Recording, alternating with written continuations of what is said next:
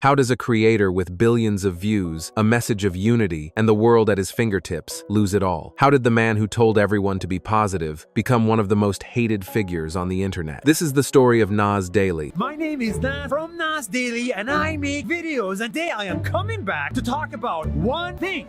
It's this, my face. A YouTube sensation who built an empire on 1-minute videos and a global smile. But behind that smile, a much darker story of ego, greed, and shocking betrayal was waiting to be exposed. A story that proves even the brightest stars can crash and burn. He wasn't always a controversial figure. In fact, he was the opposite. Nuzair Yassin started as a hero of the internet. A Harvard graduate with a 6-figure tech job in New York, he did what many only dream of, but he quit. In 2016, he embarked on a mission to travel the world and upload a 1-minute video every single day. His content was electric, optimistic, and perfectly designed for the social media age. He showcased fascinating people and hidden corners of the globe, all wrapped in a message of positivity. His background as a Palestinian Israeli gave him a unique perspective, a bridge between two worlds, and audiences loved him for it. He was authentic. He was inspiring. He quickly became one of the biggest creators on the planet, a 1-minute messiah for a generation hungry for good news. We said we cannot do this video in good conscience. We cannot show you things that we are not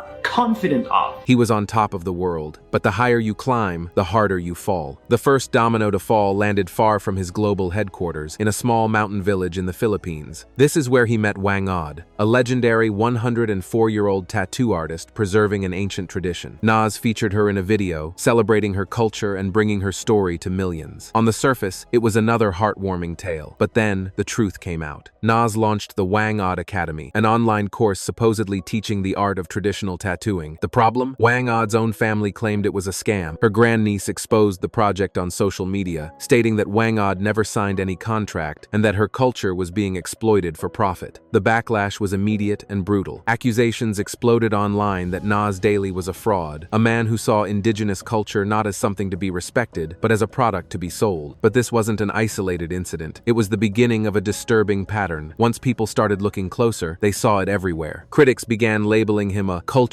vulture, someone who swooped into a country for a day, filmed a shallow, positive video, and left, often misrepresenting complex realities. This was perfectly captured in a video where he was accused of mocking an important Islamic ritual. While documenting the Hajj pilgrimage, he made light of the practice of shaving one's head, a deeply symbolic act of rebirth and humility. To many Muslims, it felt like a slap in the face. He was treating their sacred traditions like a quirky travel experience. The man who built his brand on celebrating cultures was now being accused of disrespecting them for clicks. And while he was being accused of exploiting culture, another, more hidden controversy was brewing. Behind the smiles and uplifting messages, a different kind of transaction was taking place. As the world of cryptocurrency boomed, He made over $60 billion, but his mom still called him stupid. Nas Daily suddenly began producing videos that painted a glowing picture of crypto billionaires and shady tech moguls. He presented them as visionaries changing the world. What he conveniently left out was that these were often undisclosed paid promotions.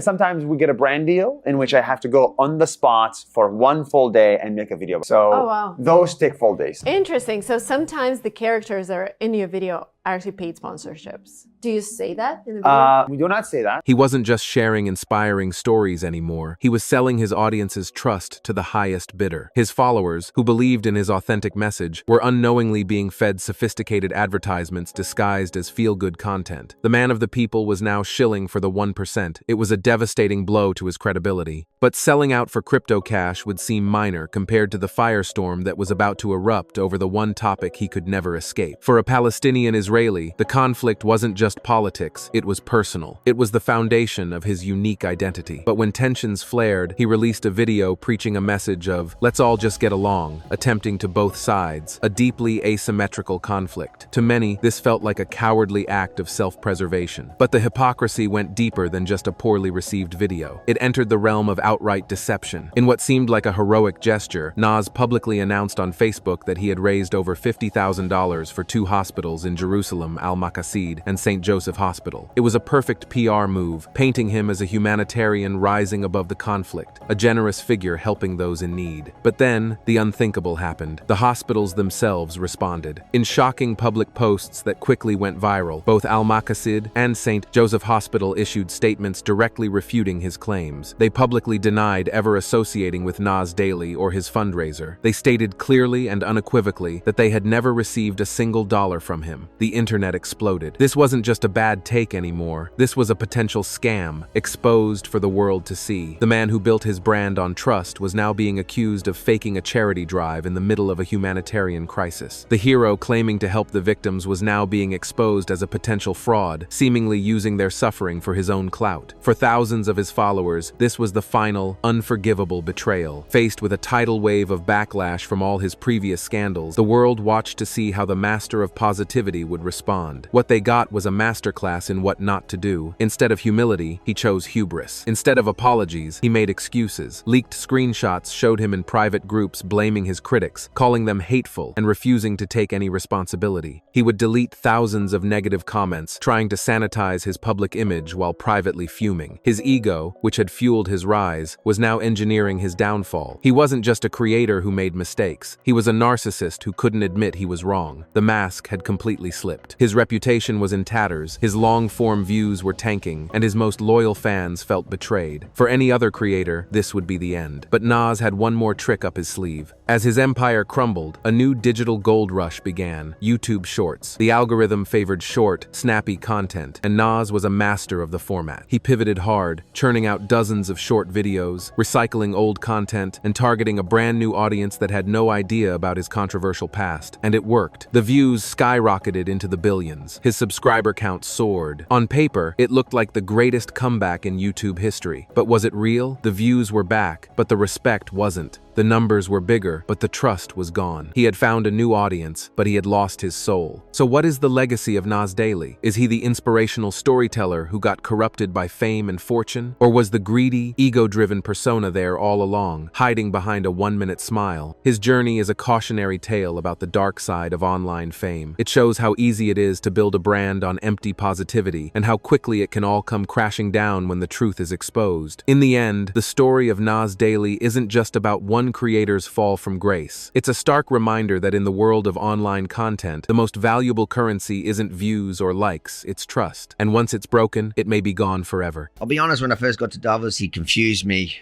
by interrupting my interview with the Luxembourg Prime Minister. This is Nas Daily. He's a great Nas Daily. This guy's annoying.